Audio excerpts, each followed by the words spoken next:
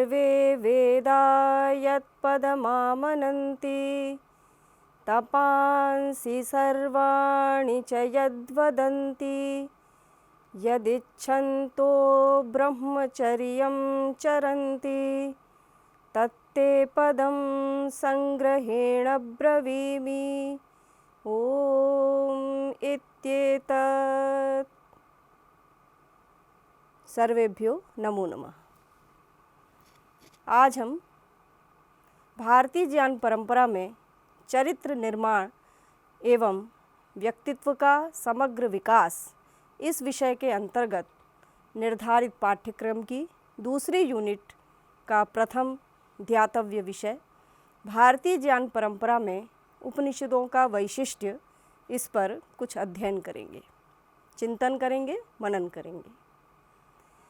विद्यार्थियों, हमारी भारतीय ज्ञान परंपरा गंगा प्रवाह की तरह अत्यंत सुंदर, रमणीय और मानव हितैषी रही है।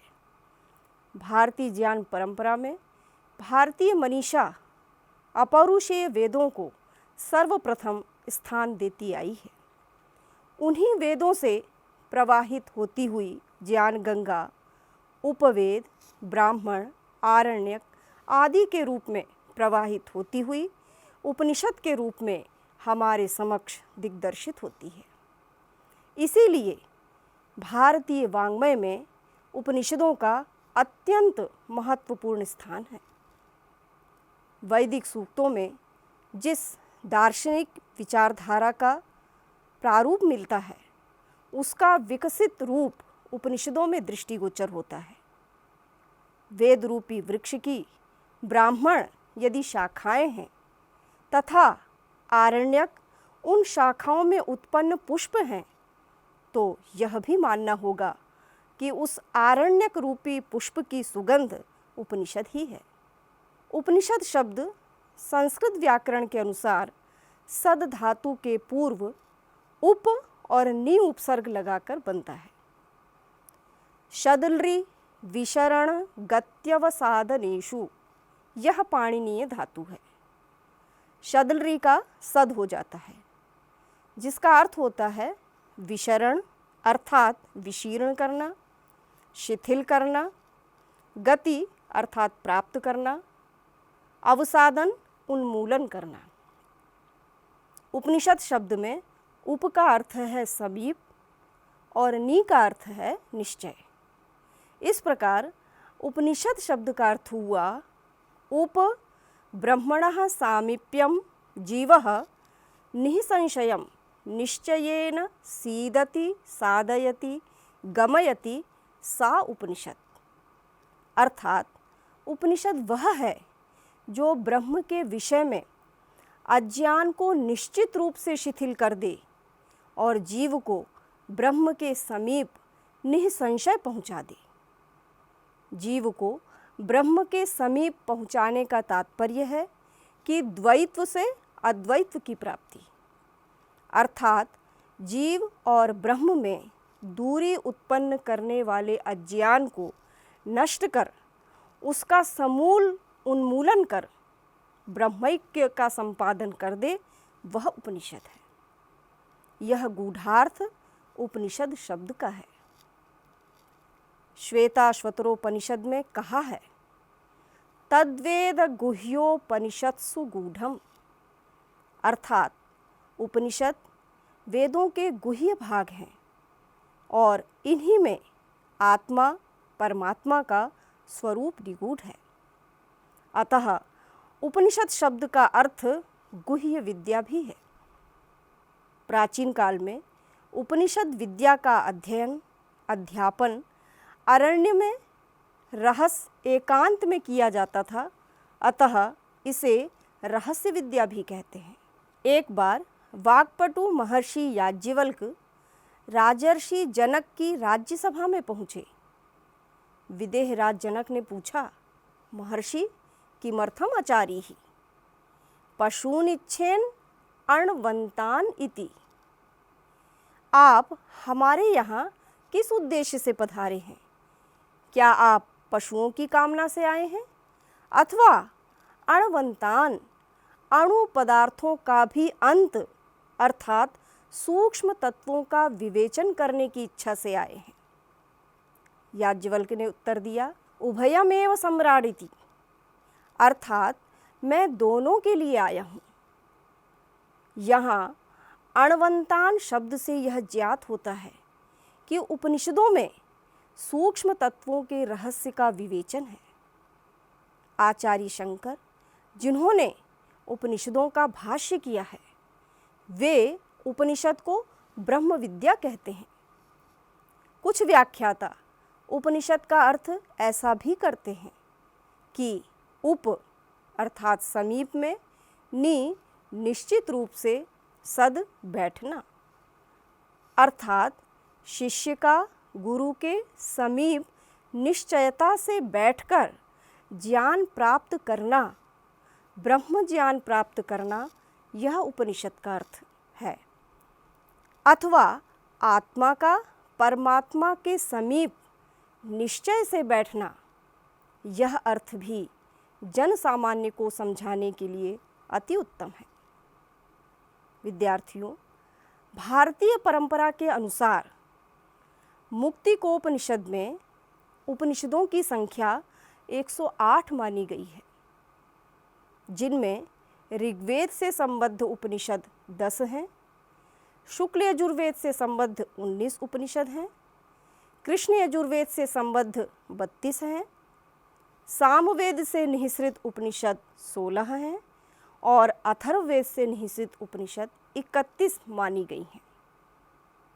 जबकि निर्णय सागर द्वारा प्रकाशित उपनिषदों की संख्या 112 है और उपनिषद वाक्य महाकोश खंड में 223 उपनिषदों की चर्चा है। उन 223 उपनिषदों का वर्णन तो असंभव है, किंतु इन सब में 11 उपनिषद प्रमुख एवं प्रामाणिक मानी गई है, जिन पर आदिगुरु शंकराचार्य ने भाष्य लिखा है। वे 11 उपनिषद इस प्रकार हैं। पहला है ईश उपनिषद, दूसरा है केन उपनिषद, तीसरा है कठ उपनिषद, चौथा है प्रश्न उपनिषद, पांचवा है मुंडक उपनिषद, छठवा है मांडूक्य उपनिषद, सातवां है ऐतरेय उपनिषद, आठवां है तैत्तिरीय उपनिषद, नवा है छांदोग्य उपनिषद, 10वां है बृहदारण्यक उपनिषद तथा 11वां है श्वेताश्वतर उपनिषद। ये 11 उपनिषद जिनका भाष्य आदि गुरु शंकराचार्य ने किया है।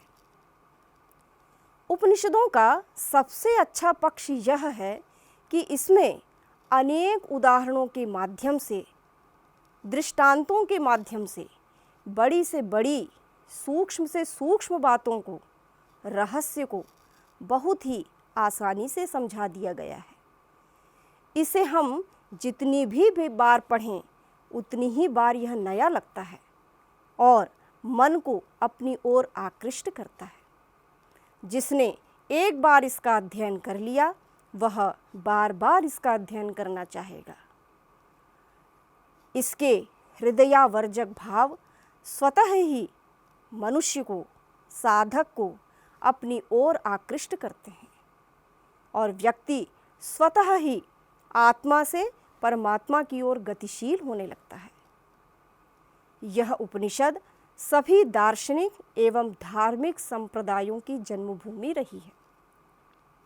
उपनिषदों में अनेक ऐसे मौलिक विचार व उपदेश भरे पड़े हैं जो मानवों के जीवन के लिए पाथेय हैं और मानव की दार्शनिक जिज्ञासा को शांत करने एवं सत्य का दर्शन कराने में समर्थ हैं। यह निर्विवाद सत्य है कि मनुष्य को अत्यधिक शांति बाह्य एवं विनाशकारी भोगों से कदापि नहीं हो सकती। इस आत्मिक शांति हेतु जीव को परब्रह्म परमात्मा की शरण लेनी ही पड़ेगी, जो कि इस चराचर जगत का मूलाधार है। इसके साथ ही यह पूर्ण सत्य है कि ब्रह्म विद्या का आदि स्रोत उपनिषद ही है। उपनिषदों की व्यापकता एवं उसकी महत्ता सभी तत्वदर्शी महर्षियों, मनीषियों, विद्वानों ने एक स्वर से स्वीकार किया है। सारे संसार में ऐसा कोई स्वाध्याय नहीं है जो उपनिषदों के समान उपयोगी और मनुष्य को उन्नति की ओर ले जाने वाला हो, क्योंकि उपनिषद की संस्कृति धर्म प्रधान संस्कृति है। धर्म, अर्थ, काम और मोक्ष, इन पुरुषार्थ चतुष्टय की कल्पना हमारे ऋषियों मुनियों ने मानव के ऐहिक और आमुष्मिक, भौतिक और आध्यात्मिक दोनों पक्षों में संतुलन स्थापित करने के लिए किया था। धर्म का लक्षण बताते हुए महर्षि कणाद अपने ग्रंथ वैशेषिक दर्शन में कहते हैं, यतोभ्युदय निःश्रेयस सिद्धि स धर्मः। अर्थात मनुष्य जिसके द्वारा अपना अभ्युदय करता हुआ निःश्रेयस मोक्ष तक को प्राप्त करने में समर्थ होता है, वह धर्म है। और उपनिषद धर्माचरण द्वारा इसी अभ्युदय में सहायक है। उपनिषद उच्चतम बुद्धि की उपज है।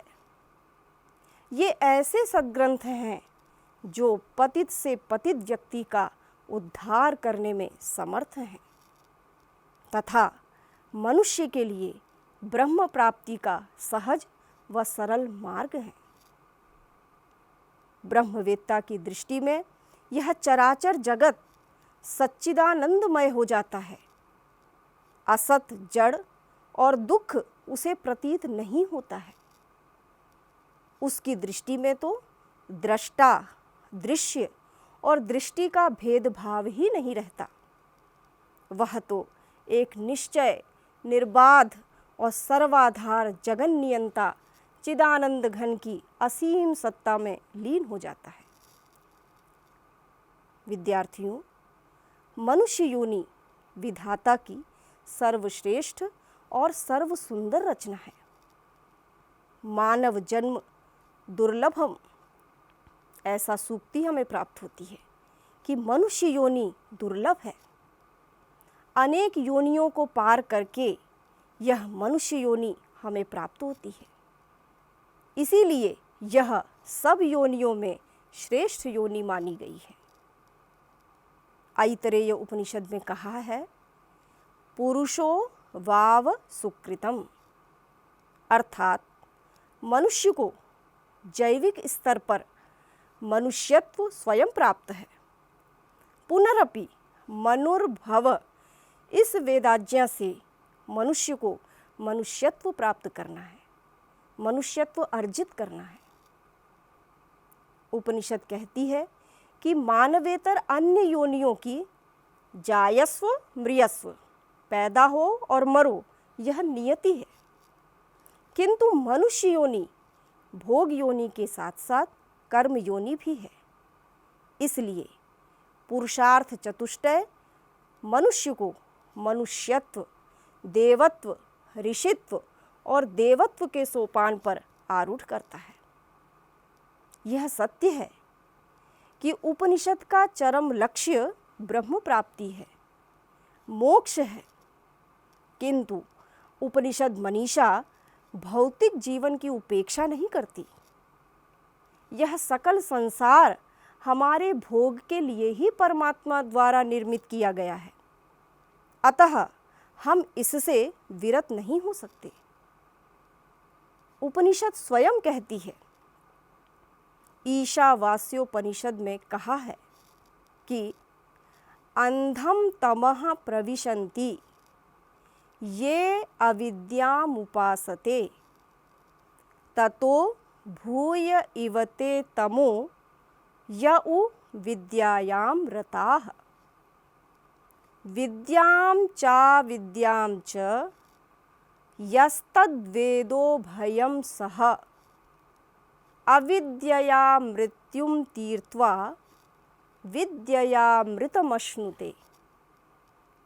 अर्थात गहन अंधकार में प्रवेश करते हैं वे लोग जो केवल अविद्या की अर्थात अध्यात्म ज्ञान से अतिरिक्त केवल भौतिकता की उपासना में लगे रहते हैं।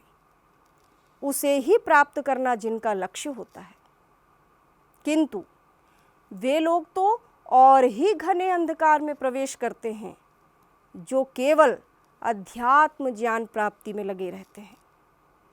अपने कर्तव्य कर्मों से विरत होकर केवल साधना में लगे रहते हैं, क्योंकि अविद्या का फल कुछ और है, विद्या का फल कुछ और। इसलिए जीवन में जो मनुष्य विद्या और अविद्या दोनों को साथ लेकर चलता है, वही व्यक्ति अविद्या से मृत्यु को पार करके विद्या से अमृत मोक्ष सुख को प्राप्त करता है। अत्यंत ही सुंदर और ज्ञानमय और सार रूप में उपनिषद अपनी यह बात रखती है। विद्यार्थियों, यह जीवन एक रथ है।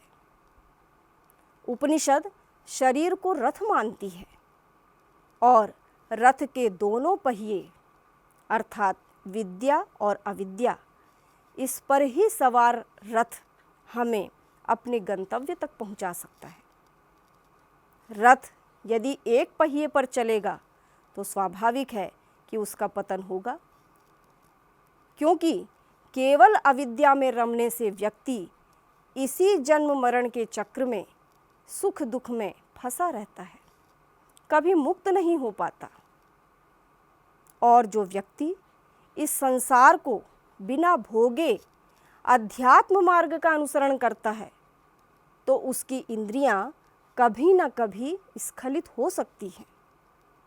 वह चाहे मन से ही क्यों ना हो, मन से भी स्खलित हो जाना पाप है। किंतु जो संसार सुख को भोग कर आया है, वह उनसे ऊब चुका है, विरक्त होने लगता है, क्योंकि वह समझ जाता है कि इस सांसारिक सुख में कोई स्थायित्व नहीं है, यह क्षणिक सुख है। उसके लिए भौतिक सुख की लालसा समाप्त होने लगती है। अतः वह अपनी इंद्रियों पर भली प्रकार नियंत्रण कर सकता है। उसके लिए कोई भी इंद्रिय विषय नवीन नहीं होता।